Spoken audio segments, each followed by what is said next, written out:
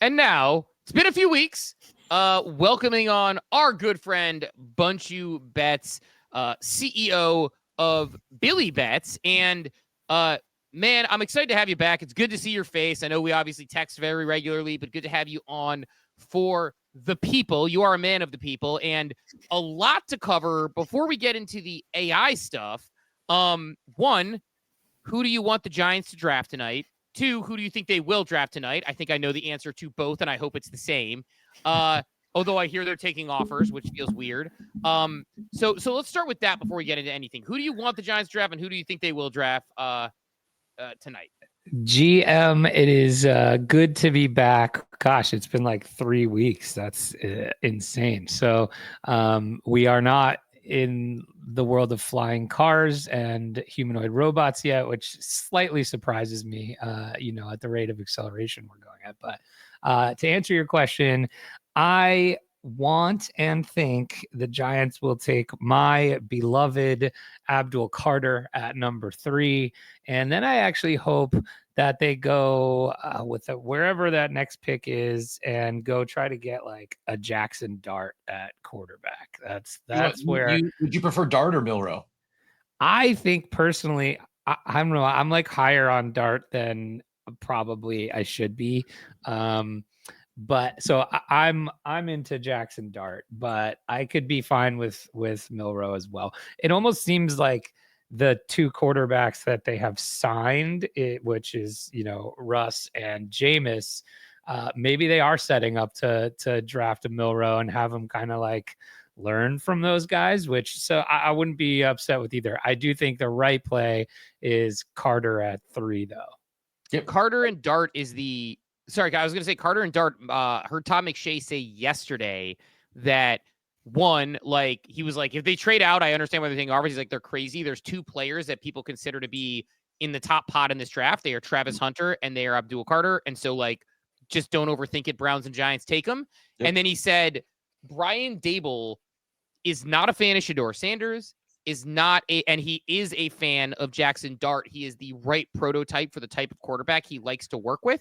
When he gave a couple of examples of, I don't even remember, like whoever he worked with, Jalen Hurts at Alabama, and they mentioned, I forget, like, someone in Cleveland. I don't remember which one. Yeah, was he Josh Allen when he came up too? Josh Allen, that's what he was saying. And Josh Allen, so he's like Jackson Dart fits more of the mold of like what Brian Daboll likes to work with, and so what Todd McShay guesses is that the Giants will do exactly what you say, which is take Abdul Carter as a can't miss and then use some draft capital to trade up for Jackson Dart wherever they need to get in. That's it. I agree. I think the takes are spot on. They got to go Carter. I really don't have to. I hope they go Carter at 3. Carter and Hunter, they should be 2-3, lock them in. And if Dart's available in the second round, I think they take him there as well. I do think there's a chance they have to trade him back up into the first round.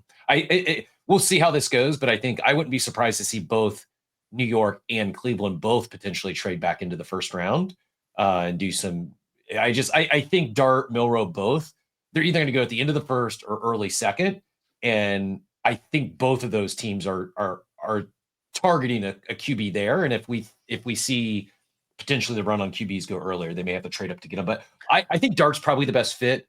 I'm more partial to Milrow just for fantasy purposes. If Milrow starts, if he gets any starts this year, he's a screaming value for fantasy. He's not going to start in New York. That's the thing, though. Like Milrow wouldn't start in New York. For fantasy purposes, I'm higher on Milrow for a best ball scenario where I don't really expect either of them to start this year. But if I get 8 starts out of one of them, Milrow's probably more valuable in fantasy just because of his legs. Like he would instantly become like probably the second best rushing quarterback behind Lamar in the league, and that's just very, very valuable in fantasy. But I like Dart. I think it'd be a good fit, and really, it's just get someone there that can just feed Malik. Like you've got an incredible target out there. Get him the ball, and now did you see the? I mean, I think the crazy thing is just how far Shedeur is falling, right? Mm-hmm. Like it was, the Giants will take him at 3. And now it's like the odds were, does he get taken? I think his over under was like 9.5 or whatever. And now this morning it's like 20.5 or something. And like, it's almost looking like maybe it's the Steelers at 24, maybe. I don't know. But, and then I saw the thing where he was like the worst interviewed. So one of the assistant coaches said he was one of the worst interviews he's ever had, which is interesting as well. That's what I heard as well. Not only that, the rumors about the interview being really bad, but the only team that seems to be in love with him is Mike Tomlin and the Steelers, from what I understand. There are some rumors that the Browns might be interested because Stefanski can work with that type of guy. He likes that type of player and get a lot out of him. And, you know, if you're looking for I mean, if you talk about your daily fantasy or your best ball drafts, Cap, if Shador goes to Cleveland, dusty old Joe Flacco is going to miss a game or two. It's going to happen at some point, and he's going to have an opportunity to throw to Travis Hunter again, as well as you know. So that's how I've been part of one of my strategies. They're all different depending on how the draft comes to me, but one is targeting Hunter early. I've been taking him ahead of ADP, and he keeps flying up the draft board. But Hunter paired with Judy, Tillman, and Joku, and Flacco late, and Milrow or Dart. Like I'm that Brown stack with Flacco, and then I'm alternating, mixing in Milrow and Dart just by the chance. Okay, week 17's here. It's a championship week, and the rookie quarterback's in. I think that Browns offense could be nasty. I don't think so, but I hope so. I don't think anything about the Browns is going to be nasty. Yeah, they're going to have a lot of turnovers. They're not going to win a lot of games. I think it could be really fun for fantasy. I think they're going to be in. I think they could be in a lot of shootouts. I think now they'll probably end up drafting a good running back. There's like 25 legitimate starting running backs in this draft, so they probably take a running back. But if they don't, it's going to be fun for Flacco airing it out, and he's going to have several 303 type games this year. Yeah, that's why they didn't bring back Chubb, besides the fact that he's somehow, I don't even understand what Chubb's made out of. They must make him out of whatever they make the black box and the plane out of, because he his knee has gotten shattered twice, and he was like squatting like 600 pounds again the other day. But I think the reason they didn't go back with him is they're like, look, there are like 13 running backs you can get in this draft that are all like, Travion Henderson is like, Todd McShay called him the best blocking running back he has seen coming out of college. And he's probably not going to go in the first round, or maybe not even the second. It's like that's yeah, crazy. He's getting steep. He'll definitely go in the second, potentially early in the first now. But yeah, he's definitely moving, and I'm pumped. I know I've been already 200 some deep. I'm considering doing a best ball marathon today for anyone that won. I got 20 more. They just opened up this $3.50 max little board 2 a couple days ago because there was so much demand from the community. And because many like myself had maxed out everything that was available except for maybe a couple of the $250 ones. Well, I've got 20 left, and the plan is just to always have a draft on in the background today. I may just stream 20 in a row best ball drafts today. Wait, I'm here for it. DJ, well, this makes me miss the old streaming DGen Bets days when we were just like, it's like you'd have like Cap Sharp on Daily Fantasy, Bunchu on Bets, J Webb, who's like, I'm so excited when I see J Webb on a Billy Bets stream. It just made me so excited when he's like talking about like the Bulls 5th bench player getting in like the third quarter and why that matters. But yeah, I miss those days when I could just be the meatball who like just watches the game and bets. And like for a while it worked for me where I'm like, I'm betting on Deion Sanders on vibes, and you were betting against it. And eventually you were right. And I got wrecked, but man, fun times. Real quick, and we'll get right back into AI.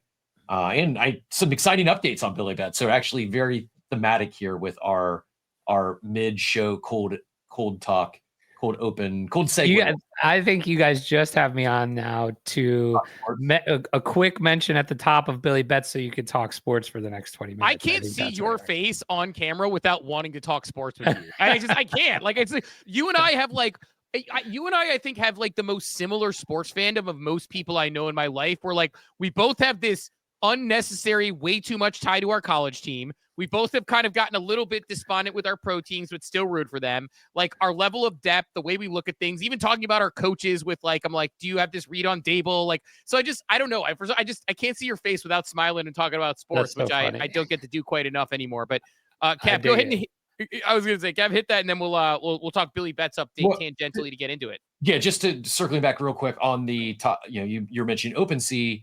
They recently switched their PFP to a Good Vibes Club as they were running. I saw this in passing this morning, a fresh mint, I believe it was Moroso. It's doing well. I don't know anything about it, but apparently it's coming from this STPR Corp, which a couple 100,000 followers. And yeah, just they're on it. Like it's the NFT runner of the day, if you will. And that's just an Azuki bean with ears. That's what I thought. Yeah. But you know, but you know what though? It's a Suzuki bean with ears, but it's new, and so I don't know. I want it, so I want it. I don't know. It's right. like I don't know what it is, but it's like the I don't know if you remember. This is very niche. There's a Napoleon Dynamite reference I used to make all the time, where they were selling like a wooden ship with their knife sets. Oh yeah, like, I want that. Yeah. She's like, I want that. Like the lady to like her, like I would always say that when I was like watching someone, I'd be like, I want that, and people would be like, why did you change your voice to say it loud like that? I'm like, you look like a strong young pup. Give that thing a tug. I want that. It's like it comes with it's a wooden ship. But it's like this is what they did when they had like. When I was in high school and they were like sending like 14-year-olds door to door to sell Cutco knives to strangers. Like this is what happened back in the day. Oh my God. That's so funny. Mofi's minting today, apparently 8 a.m. Eastern. So there's just minted and 0.05 mint, 2,220 supply, but apparently a really big 60 million followers for this Morusuya. I'm not going to try to pronounce these names, but yeah, it's a beans mixed with a cool man's club mixed with a and MORI USA. So we're just gonna say it's pronounced more USA. We're that's where we're going with it. Sure, that's exactly what it is. Minting in the Gulf of America. But Bunch, you're a busy man, and we appreciate you joining us to talk all the bullshit. But Billy Bets, pretty significant upgrades this week. So talk a little bit. We're going to talk Billy Bets. We'll talk all things AI. And Smoking Jay, it is sports related, so I will share another interruption. But it looks like we also got some breaking news in the world of sports. Apparently, Tether has acquired 10% of a football club, becoming a significant shareholder with. That's a massive club, Juventus. Like that's not like a Division 3 bullshit like Juventus. If that's true, per Cointelegraph. What does this mean when Tether and it means Tether's going to be printing? I mean, that's owning one of like the major. They're already printing. I mean, they're probably the most profitable company in the world in terms of per employee. What does this mean though if we see more crypto companies getting not just advertising and sponsoring, but acquiring stakes in major sports franchise? What does this mean? I mean, brand new ways to launder money. Sorry.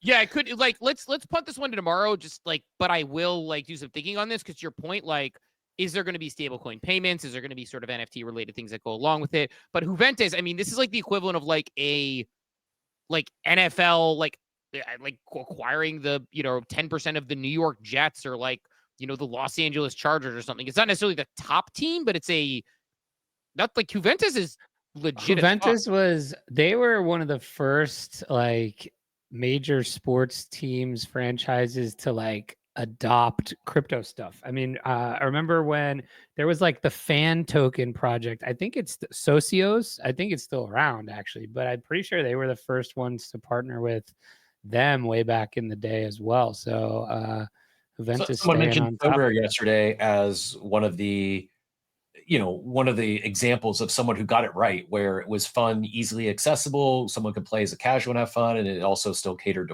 to whales and has sustained for years. And I know they're in many more sports now, but it's where they got their start as well. Early on, I mean, they were 20, might have even predated Top Shot. No,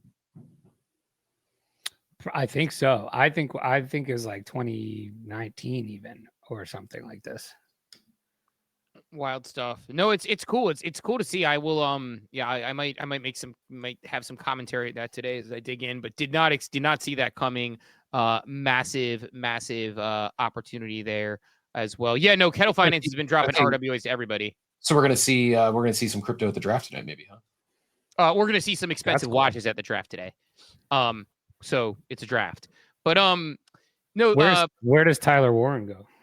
To the Jets? Oh God. It sounds like the Colts are destined to take a tight end, which I don't know how I feel about it, but yeah, I probably Jets or Indy, I would guess. there's Sorry, I shouldn't have started this again. no speculation around the Bears at 10, even though they already have like Cole Kmet. There's speculation around the Bears at 10 if Genty's not there, because the Bears want to have more weapons, good blockers, and they also think, I mean, Ben Johnson with Tyler Warren, come on, right? Like, and so I think I think Tyler Warren, I said this before the draft, he's the guy that if you're Sean Payton, if you're and think about what he did, what he's done with in general as an offensive mind, Taysom Hill, if you're, Ben Johnson, like Tyler Warren is the ideal guy that you send him to a system with a really smart head coach. I mean, it's not going to happen because he's too good, but like the Browns getting him with Stefanski, like give Tyler Warren to a smart coach who knows how to use a guy like that, and he will absolutely cook. He's not, your star, I'm going to catch a gazillion touchdowns tight end and set records my rookie year. He's a guy who's just going to win you football games. So yeah, Tyler Warren, where do you think he goes, Bunch? I don't know. I was hearing Colts or even potentially the Jets. I don't know, but wherever he goes, I'm very happy to be rooting for him, except unless it's the Eagles, and then that'll just break my heart again, but that's okay. If we get Abdul Carter, I'll be happy. But hard guy not to root for, though. He's one of those guys who's like, not only is he a good guy from all accounts of what you can see, but he's just like, some players are just fun to watch. Like Cam Scattaboo last year was just, I used to watch the late night Arizona State games, and they were fun to watch and won money betting on them because I just wanted to bet on Cam Scattaboo. I think Tyler Warren, it's like, obviously better prospect than Scattaboo, but like that type of guy, it's like, how can you not enjoy a guy who, there was one play where he snapped the ball, caught the touchdown. There was something else he did. I can't remember what it was, but I know he snapped it and caught it. They like faked the punt. I think it was the fake punt or something in the Minnesota game. I forget exactly. Yeah, it's like he like snapped it, got in the end zone, and then made like the most underrated part of it was like they're like, oh, he snapped and caught a touchdown. Crazy. The catch he made was incredibly difficult and high. So yeah, he's just very this is a draft where it's like, I have a lot of players in this draft that I enjoy to root for. Like I love, as an Ohio State fan, I love Travion Henderson. 4 years, stuck around, didn't have an ego about the fact that they brought in Quinshawn Judkins and gave him a lot of the goal line runs and things like that. Was cool the whole time, just wanted to win and finish the fight. And it's like, I'll watch a guy like that in the pros, and he seems to be getting better. I hope he goes to a team that I can root for. And like, so it's like you root for in the pros. Emeka Ibuka, who like blocks people into the crust of the earth as a wide receiver in the slot. Like, I don't know. I saw someone say that Judkins could go to the Giants in the second round, which would be interesting, but I wouldn't hate that. I also saw them say maybe Omarion Hampton, but I think he's going to be in a first round guy, I think. But we'll see. Anyway, keep going. Sorry. It's all good. It's like, this is exciting stuff, and it's fun to like think about some of the players. It's Cap's Christmas. It's a better part too about like the reason why I think I've lost college basketball a little bit is I don't get to like hate a Duke player anymore because they're there for a year and they're gone, and then Krzyzewski's gone, so I don't get to hate him. Even though John Shire's not as hard or not as easy to hate, I feel. Yeah, it's like I was like, I don't mind him. I did laugh my ass off when they blew the game though. Like it was like it brought it all back, but like. In college football, guys are around for like 3-4 years, and especially when they stick around, there's a lot of guys aren't transfer portal guys, the ones that get paid and stay where they are, and then you get to like enjoy them going into the pros. That you just don't get that in college basketball as much anymore. It's like transfer portal in college basketball is very quick. So I don't know. Also, and last thing I'll say on this, the digressions, I do have a trouble hating Coach Krzyzewski now as I've been watching the Olympic documentary. I'm like halfway through it with Bron and Kobe and all them. And I haven't watched that yet. Yeah, Krzyzewski's a beast. It's like they all love him. He's awesome, and he gives good speeches. And he's like, you see him being like, "I'm not fucking losing. I'm not going back to my like Krzyzewski, this guy you don't expect. He's like, I'm not going back to my country and telling them like I don't know. They all love him, and I'm like, shit. Like don't ruin this for me. I hate that black hair, jet black dyed hair demon. But he's he's a good coach for a reason. But hard pivot, Bunch. Let's talk Billy Bets, like soft pivot because we're talking sports. Give us the rundown on all of the latest updates, everything new going on Billy Bets before we get all the way into all the world of AI. Gosh, I don't even remember the last time we actually talked. Was it still during March Madness? Was it over? Still during It March. was during March Madness when Billy Okay, Bet was so still we were still alive. competing in that tournament, huh? Mhm. So that was really fun. So let's just flash back really quick to that. We were playing, we got invited to play in the ProphetX, which is a big sports betting exchange here in the US, in their handicapping competition for college basketball for March Madness. And they did a bracket. So we got matched up as Billy, against, as a 16 seed against their bracket of, real human sports bettors and handicappers. And we made it very far. Billy made it all the way to the Elite Eight, which was really cool. So he won his first 3 matchups pretty convincingly. And then in the Elite Eight, we had to pick 3 games. And both us and our opponent went 1 and 2. So we both had losing records. However, it was a unit-based competition, meaning, whoever had more, each bet equaled like 1 unit. So whoever had more units at the end of the round moved on. We lost by 0.06 in that round. So by literally the slimmest of margins. And the person who beat us went on to win the tournament, which was kind of cool. So we lost to the winner, and we made the Elite Eight. So that was really cool. It was a lot of fun exposure for us. He did really well. And like, what was really cool about this was, in my opinion, and I guess this will kind of lead into the AI of it all, right? Which is the way we were betting NBA prior, the way some of the MLB stuff that we're betting now has that kind of sports tensor underlying model associated with our process.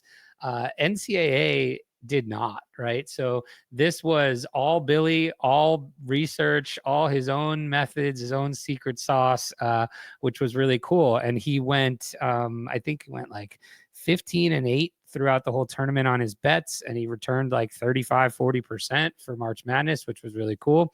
So that was a really cool experience for us, both from, the exposure side, but also like, oh, he could potentially do this just using, his AI capabilities without these underlying models, which is really impressive. So I think like the more we refine his process, the more he'll be able to do that kind of stuff. We had him do the same process for the Masters, and he hit Rory on an outright, which was cool.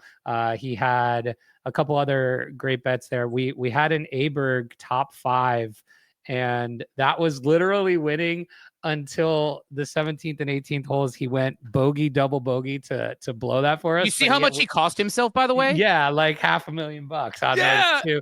$500,000. It's like not selling your Bored Ape Yacht Club at the top. Yeah. That was crazy. And I mean, like, so that would have hit had he not collapsed, but we also had him in like some head-to-head matchups that were, cleanly won because he played so well. But so that again was all his own kind of research process, which was really cool. So it just goes to like, if you can build these things in the right way with the right tools to do the research in a way that a human would, but times 100, there's some really cool things that can happen, which we're seeing now. And so since then, gosh, we are now betting. So we obviously were betting before this. We were betting NBA, like money lines and props. We were betting March Madness. Now we're betting MLB money lines, props, and totals. We are betting golf, obviously, now that we did the Masters. And then we just kicked off EPL. So we've got English Premier League soccer going. Billy is 2-0, a robust 2-0 in Premier League soccer, which is cool.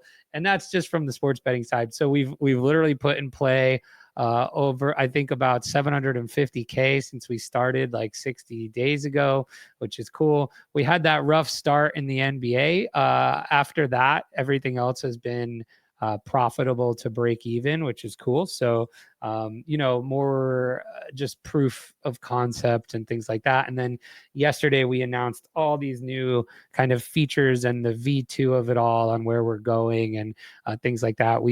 I can't disclose in full yet, but coming soon, we'll be announcing another raise that we did, which was really cool. So with some, I would say, tier A investment shops and angels, which will be pretty cool. So yeah, super exciting. So next for Billy is kind of the token gated sports betting terminal that we're probably, and new dashboard that we're launching this week. And then that will evolve into kind of your personal sports betting assistant. It'll have memory of all your preferences as a user, all the bets that you've made, the strategies you like to employ, research you like to do, all that kind of stuff. You'll be able to one-click follow Billy's bets or put them on auto bet with different strategies at some point. So you kind of have an agent that will bet for you using a bunch of different strategies. And that's where we're going. And we just actually made 2 new hires for 2 new AI engineers that joined the team this week. So everything's going pretty good. The product market fit interest has been really great, and just excited to kind of keep building this out. I think this niche is something that is, really huge and lacks a lot of really great pro consumer tools like this that you can use. And I just want to keep being first with AI and sports betting.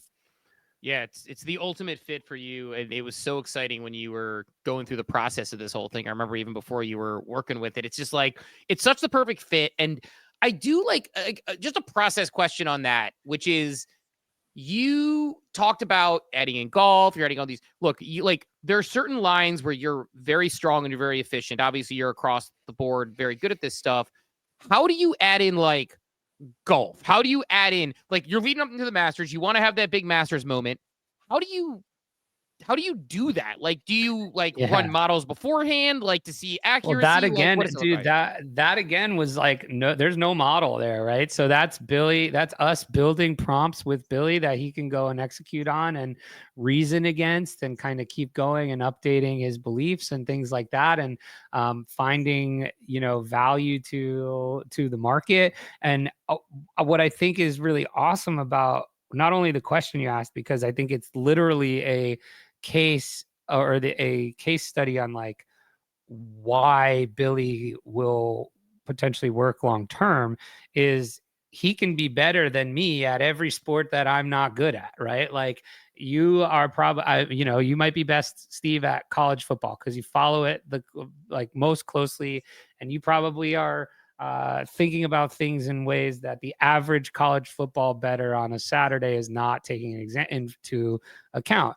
But you might be really terrible and know nothing about tennis or golf and still want to bet on the Masters. Well, the whole idea is that Billy's going to be better than me as an individual bettor. Billy's going to be able to adapt a process to any sport and go and understand how to research it better than I ever could if I was starting, or how to build a model on it with the data that's out there that's available, or proprietary data that we've collected and things like that. And so, we've really kind of worked with Billy as an AI to be able to adapt these strategies to any sport, which I think is really fun. And that's why I think just the more we get deeper into this, and it's why you can ship sports faster, right? Because like, I don't necessarily need an underlying profitable model to win, which is really, I think, a pretty interesting development so far. Yeah, no, it's very interesting. And that's a good way of putting it, where it's like, look, it can be better than there's a weird concept, and this probably pivots into other AI as well, about training something to be better than you. Because it is something that we're seeing like people trying to do. I'm finding, and I know this is like the obvious AI take for people who are in those circles. I'm finding it to up level me with writing. I'm finding it to up level me with organization. I recently had it do my calendar where I just spit into it, although need a Google Calendar integration, which you can't do with OpenAI yet. But it's like, I basically tell it, like, here's everything I have on my list. Here's all the stuff I have to do. Here are my blocks. Here's when I pick up my daughter. Here's my non-negotiables. Here's the time I need to do this. And then it like spits me out. And I've been more productive this week than I was all of last week easily, just simply putting that in, like basically telling what to do, and it organizes me and tells me what to do. But there's a scary aspect to this that is just, organizing and telling me what to do, and I just listen.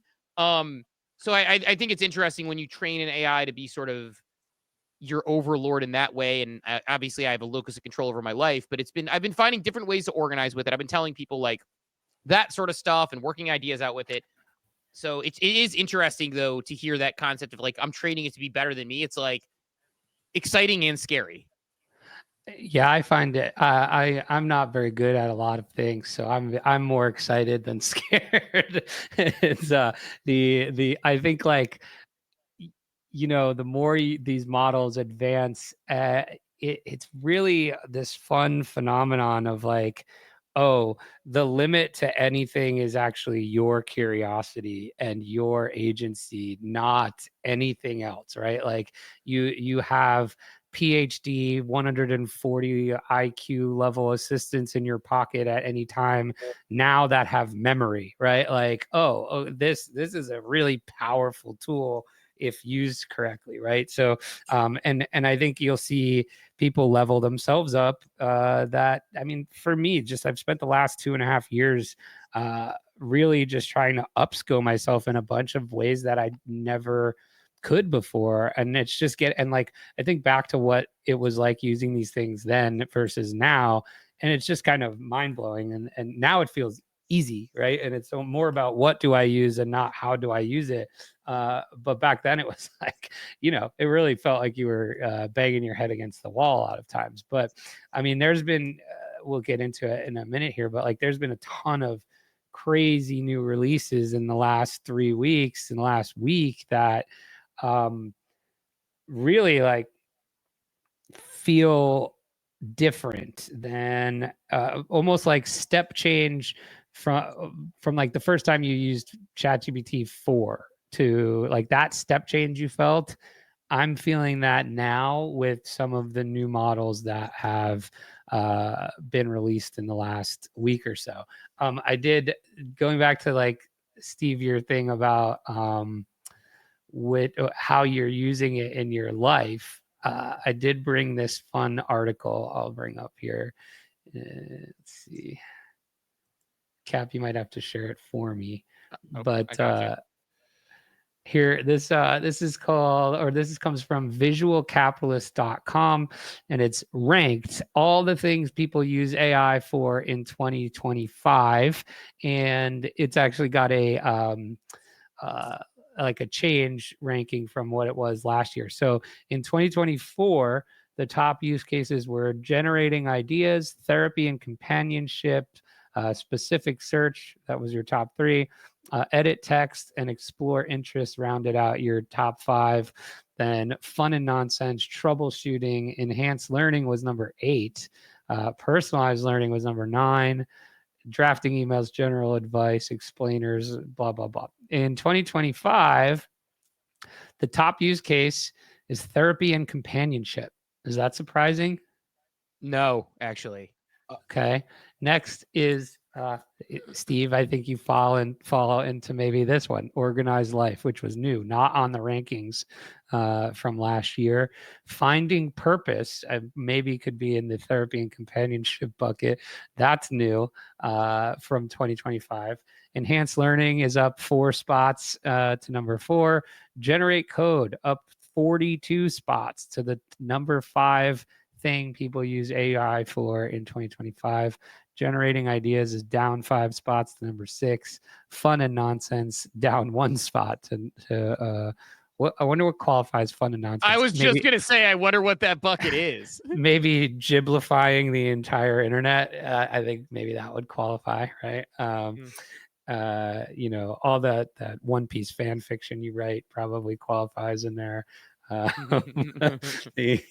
Let's see, improve code, creativity, healthy living up 65. I feel like you fall into that bucket too, right? Interview prep, interesting. Generating images up 53 spots. So this is interesting. I just like a way people are using AI. I'm curious, which one of these, like, where do you feel like you fall into most of these buckets? Oh my God. It's like reading me, right? Like, so I'd say companionship is probably not it because I'm very fortunate to have a good wife, good kids, good friends, but therapy, like I've chatted it out when I'm like, I'm at my end of my rope. Like, let's talk this through. I have, absolutely. And not even like I'm trusting it as a therapist, but like it knows me in a very non emotional way. And so it can tell me what I'm good at and what I suck at. So I use it for that. Organized life, yes. Find purpose, I'd say yes to a point. Like I have conversations about like directionally where I'm going. So I definitely do that. Enhanced learning for sure. I don't generate code. I do generate ideas. I certainly do fun and nonsense. I took my son's paper drawings and turned them into really badass drawings the other day. So no code, Oh creativity, my healthy God. living. I saw one I saw a video of somebody did that took their like 3-year-old's drawings where like you know, drawings of animals are basically just like blobs with stick figure legs, and made them brought them to life as real animals and put them in a video. Oh my God, it was the funniest thing I I've ever I seen. took Oh. Toasty here. I took Toasty here, and Huh. so my son does Toasty. We made Oh my God, look at that. that that, and he said like I kind of like it sticky though. I have this style with like stick figures, arms and legs. Boom, like Yes. and like these are my son's drawings. Him and his and by the way, you want to know the crazier part? Him and his friends do this, and they did it before me. Meaning like I asked him what he was doing, and he's like, "Yeah, me and my best friend." Put our images into ChatGPT and have it generate different styles. And so it's not even like it's just us. It's like the kids know on the free version of ChatGPT, they pull it up and they start generating some images. And we were waiting for we went to the local theater play to support them the other day. As we're waiting for it to start, we're tossing in pictures of his drawings. We're changing them in ChatGPT and, we're making our family Funko Pops and the whole 9 yards. So we're using it for a lot of that stuff, but I use it for take out the coding things and interview preparation. I use it for everything on this list. And if I had to interview, actually interview preparation. I do use it for that for interviews I do for this show. I was For thinking the of it as like show. a job interview, but for interviews that I do on the show, I do it. So cooking guidance on there, explainers, I literally use it for all of these things. So How about boosting your confidence? You use that for that? I do a little bit. Yeah. Hey, I mean, it tell me definitely I look comes me cute up. today. In a Shakespearean poem, tell me how cute I look today. No, I mean I've definitely had it like I'm doing the thing where I put myself down where I'm like, that's a stupid idea. And it's like, that's not a pipe dream or a stupid idea. What you're describing is a strategic it's like so it does like to a point. So yeah, man, like I use it for Well, I don't know what this one means. Anti-trolling? I was gonna say I'd probably say people use it for trolling who were in my replies for sure. What do you What does how that even mean? I don't Just know. not Maybe being like allowed to somebody's getting troll? trolled and they're like, give me a Give me a rebuttal or a response. yeah, diss track about this dude's mom or You something. mentioned these recent updates. Maybe it's just me. The biggest like change recently to me seems to be it's much more normal. It just in terms of like it's understanding the English language much better. I feel like a month ago I had to think about what I was prompting. Now I just say exactly what I want, and more often than not, it's returning exactly what I want. Whereas Yeah. before, it might take 3 or 4 different prompts to get what I was looking for. Now it's just on it. Like my GM post this morning, I literally posted an image of my ape and said, "Please create an image with my ape at an NFL draft party." And it did exactly that. Like Yeah. it It- included some team logos. It had the NFL draft logo, which I'm not sure how it's doing this now, but like how it's getting away with the IP stuff. But the forget the images it created. It's just I'm not having to make multiple attempts. I'm just one-shotting almost everything I ask it now, and that wasn't the case a month or two ago. Is that just me, yeah. or have they No, actually? I think you're 100% right. I think there's a lot of the new models coming out that have been released in the last couple weeks are, really advanced reasoning models, and or they're just like a lot larger, right? Trained on a lot more parameters. So like GPT 4.1 came out in the API and on ChatGPT last week, and it's not a reasoning model, but it's just a much more robust, more natural feeling type of model. The biggest ones that came out in the last 2 weeks here were the new Gemini, which I don't think we talked about, Gemini 2.5. That was like the talk of the town for a week. It is extremely good, easy to use. It's kind of like free to use in the Google AI Studio. I definitely recommend people go and check that out. So I tweeted, I don't know if you saw me tweet this, Cap, but I canceled my Claude subscription. I did not see and, that. Yeah. And so I was a very avid, so I paid for ChatGPT. I do, don't make fun of me. I do pay for the pro subscription to ChatGPT because I use $200 a it month, is it? Yes. And actually, there was a short time here in the last month where I was running 2 pro subscriptions because I was using it so much. But I was paying for that, and I was paying for my $20 a month Claude subscription. Claude came out and basically put out a plan similar to the ChatGPT one, where there's kind of like a pro tier and a higher tier now, and more advanced limits and all that stuff. And I just don't. I think they're slightly falling behind in terms of what these other companies are putting out. I think that's because they are much more publicly safety and alignment focused, and they just like won't put stuff out to keep up.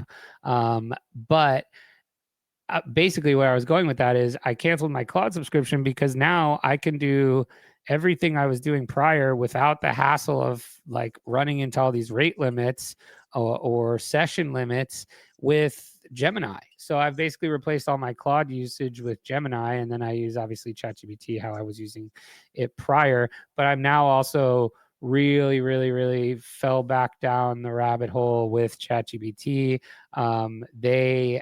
They're just building the stickiest software, right? Like they've embedded all the memory stuff into their whole platform now, so it will remember session to session. So Steve, like, you start a new chat with ChatGPT, ask it about your old chats that you've had about watches, it will now remember that and be able to reference them. Whereas before, it was very much just single chat, single context. If you started a new chat, it was like giving them the Men in Black, light, and it would forget everything. But now it's like got continuity, which is really, I think, really the thing that's going to make people stick to these types of platforms in which there's the, AI arms race, and we have literally buried the lead. I feel that the other new releases of OpenAI in the last week, which were O3,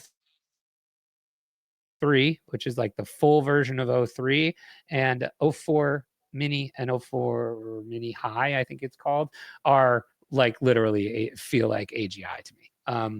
Cap, the O3, have you used O3 yet in your ChatGPT subscription? I don't know. Like, I guess I don't You know. pay for the plus plan, right?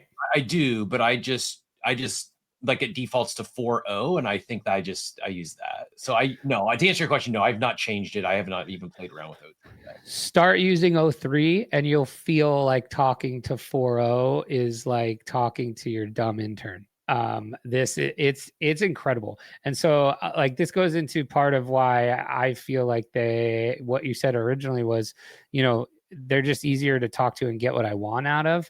O3, they basically trained it.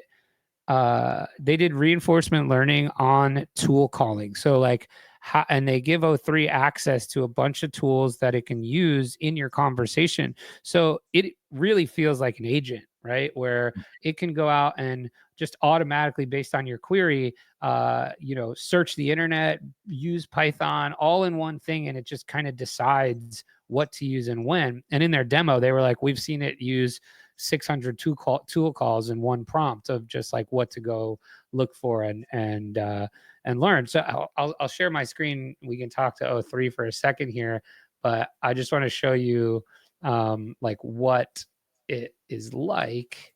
And then I've got one more resource that I think everybody should look at. to kind of stay up to date, and then we can go wherever from there. But here's 03.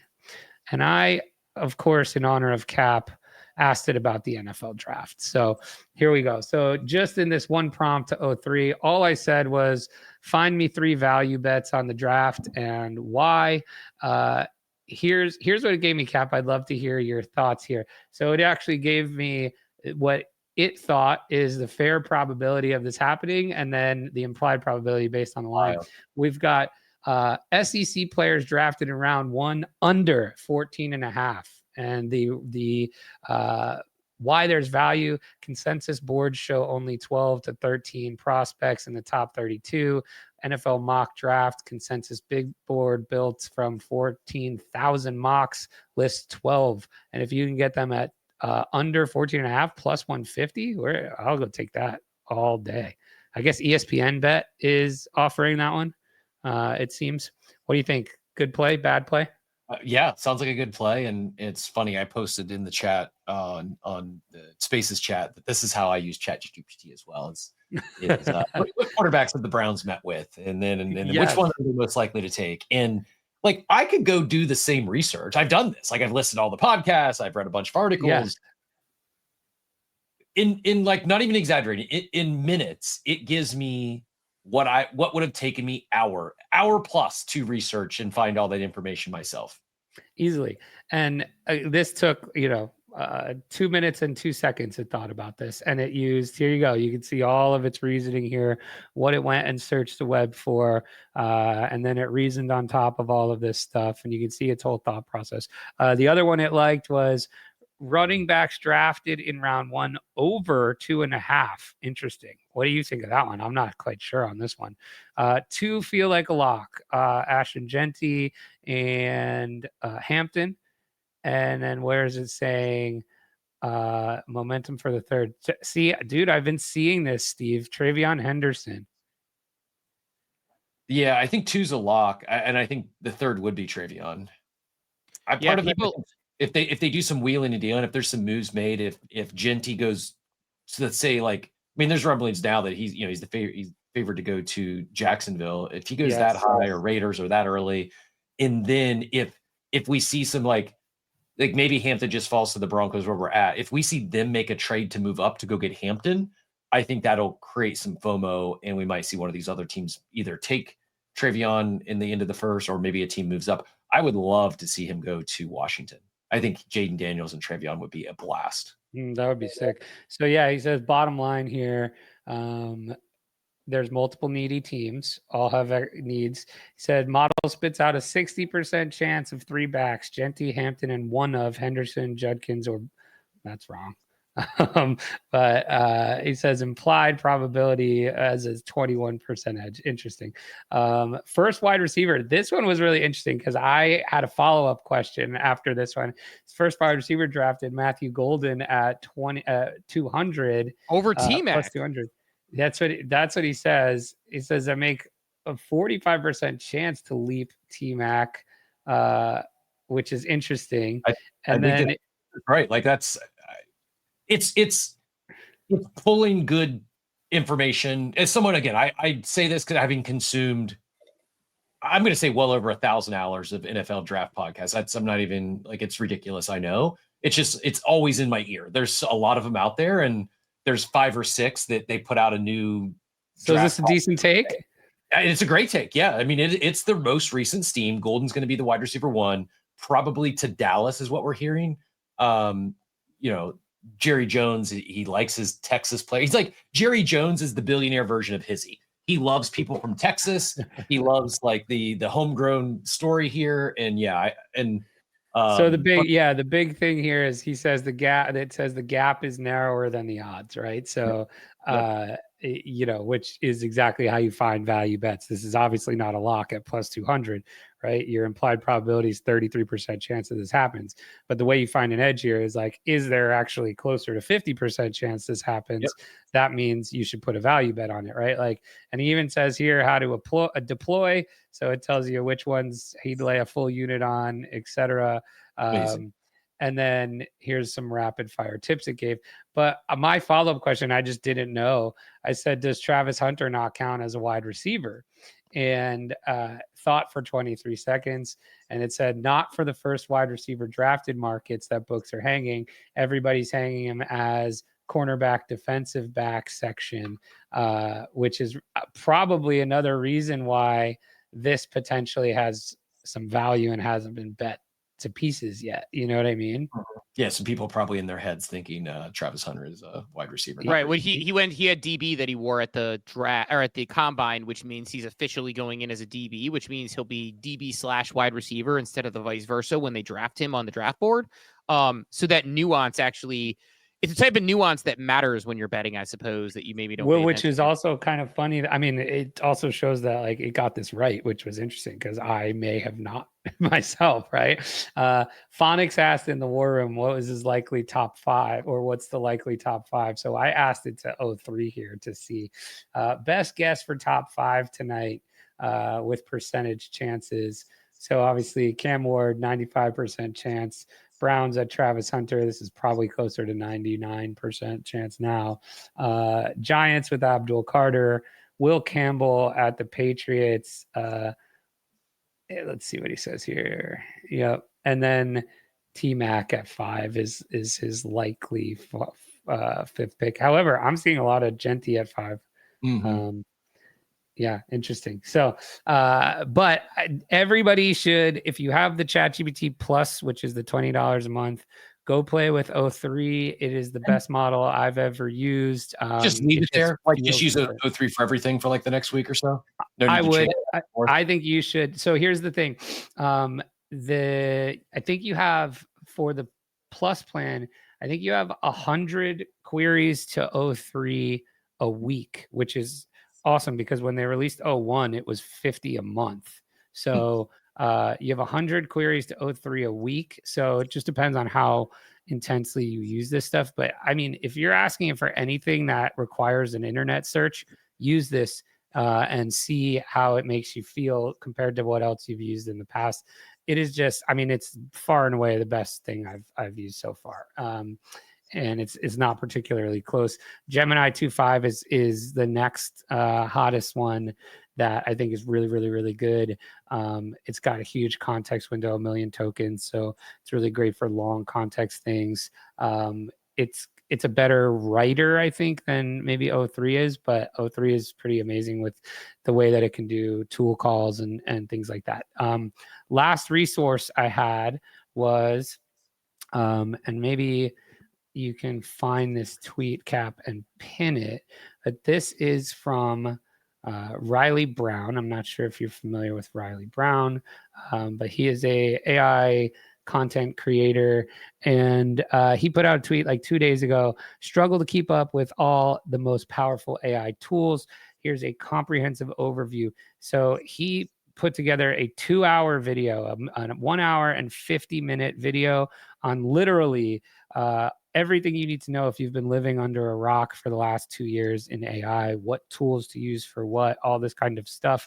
So he walks through a bunch of different chat tools. So all the best tools for chat that we were just talking about, all the best creative tools, creating video tools, vibe flows, so automations and agents, vibe coding resources. So if you're interested in building things with AI, and then all the recap of all the tools mentioned here. But this is an awesome video, 1 hour and 50 minutes to kind of get you 0 to 1 on all things AI tools and what to use for where and why and what and how. So I would totally recommend going through this in your spare time if you are interested in kind of the latest and greatest tools.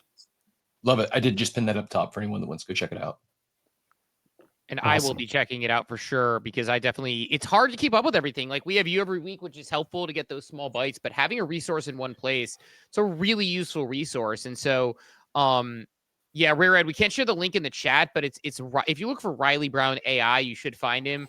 It's his pinned. Yeah, it's his pinned post too. Yeah. And he looks like a guy who would be deep in the tech world if you're looking and not sure which Riley Brown it is, because Riley Brown's a name that probably could be female and go either way. So look for the Riley Brown AI one, not Riley Brown OF. But no, but I think stuff like this is super helpful. And I think even the 3.0 recommendation there, where it's like, I'm going to be doing some deep research on some things that I want to be do sourcing on, where I'm doing the writing, but I want to use it to help me source. It's going to help me find sources, and it's going to help me chat out my ideas a little better than, say, like the 4.0 model will in that way. So that's where I would probably go to, or the 4 model. So you're saying basically for a purpose like that, if I'm writing like a deep dive dissertation on something and I want to make sure I'm well sourced and go through everything, 3.0 is the one I'm going to want to turn it on to use those questions. Yeah. So maybe we can let's do one example real quick before we like watch it in real time, and before we bounce. So the deep research function that you've probably used in the past, right? That was 03 under the hood, right? So when you come here and you click deep research and you give it a task, it's using 03 under the hood, right? So before they released this full model, you were seeing kind of the power when you did deep research. Now, if you're using this just for normal interactions, it's like every interaction is like a mini version of deep research. So like, let's ask it one of the questions you might have asked it for something you're doing. Like, can you give me an example? Like, for example, is there data to show that venture-backed Web3 companies, or venture-backed NFT companies, we'll say specifically, venture-backed NFT companies, and maybe potentially Web3 companies as well, put it in there, have had less success than those who weren't? Something like that. Like, I don't know what that exact thing is, but like, that's the kind of idea that I'm teasing out as like one of the things I'm working on. And leaving it intentionally ambiguous for them to sort of like decide on that. But your point, like, about that, like, that's the deep research is a function that I enjoy. Although I do have a bone to pick with deep research, which is sometimes I'm on mobile and I'll be and I'm just like, hey, can you take this picture of my family and make it so we look like puppets? And it's like, cool, I'll dig into that with deep research. I'm like, why did you do that on your own? And I like literally hit stop, and I feel bad because like I usually am very kind to AI, but I'm like, you don't need deep research for this. Just make the picture. And then it does. But I do see that with a deep research problem in the issue. But yeah, this is so you can see it happening here, right? Like, so it's searching crypto reports. You can kind of see its thought process here. But like, when you ask this for deep research, it might go out for 10, 15 minutes before it comes back to you with something. And you're going to see, like, within a minute here, you're going to have something that feels, I assume, really nice, that took, a fraction of the time. So it's fast, but it still went out, found you real resources, did reasoning on top of that, and is going to give you, I think, a pretty interesting answer here. I'm curious to see. So now you can see it's searching the web again. It's looking at PitchBook, Masari, DApp Radar. I need data to compare success of venture-backed versus non-venture-backed projects. And you can just kind of see how it's reasoning in real time. I can't imagine this is going to take more than another minute or so here to finish. But like, if you would have tried to do the same thing with deep research, it'll probably give you a better overall like answer, because it's going to give you that like 20-page paper output. But you're going to see, I think, like in 2 minutes here, you're going to get a really nice basis for another conversation. You can keep adding to this conversation, and it'll go and do more, searching, research, thinking, all of that kind of stuff. So we'll see what it comes out here. And I'll be curious to see how it evaluates it, because it may pull out metrics I'm not thinking about, and I'll have it refine. I may need to have more refined thoughts about it, being like, based. Yeah, we were pretty vague here, right? Like, right. All we said was success. Well, it's like, even like what is it? How do I define success? Which the answer will help me do. Even things like, I might say like, okay, well, let's talk about VC funding north of $10 million, right? Or like, there may be ways that I sort of like parse that down to figure it out, and then eventually use it to make graphics based on what it finds. But yeah, it's funny because it even says there, it says it seems like finding a specific data set comparing VC non-VC performance is tricky. So it's like it is. Yeah, and now it's like, oh, maybe I could get this from Stack or Dune, or how do I define blue chip? This is really interesting to watch, right? Like, and even like reading the thought process here. Oh, here you go. Based on what I found, Looks like there's statistics about VC-backed tokens underperforming by about 50%. Interesting. But you might even be able to refine your prompt just based on reading its reasoning here, right? Like, Right. That's now exactly you what I can was see thinking. what it's thinking, right? You can see what it's thinking, and it's going to trigger you to be more concise or have different feedback for it when you go back for a second round or whatever. I'm actually surprised it's taking this long to think. I guess we asked it a pretty A vague kind of like tough question question. where, Yeah. to your point, like I usually when I ask ChatGPT things, I ask it very specifically to my ask. And that was Yeah. one where I was like, okay, like what is this? But it's like, to your point about it being like almost a starting point. I mean, that's the idea, is like it can show me some data and it might be like, oh, they outperform because they have more money in their treasury based on this data, or they could show a lot of things, but then you start like refining it and being like, okay, like is it? And so then you start to reason with it. And to your point, like I might say like, is there a threshold of which VC funding made a difference where like above $10 million, you didn't have deep returns or things like that? So it's trying to give me an answer here. Let's see. Thought for 3 minutes and 47 seconds. Interesting. But like the other thing too, let's see.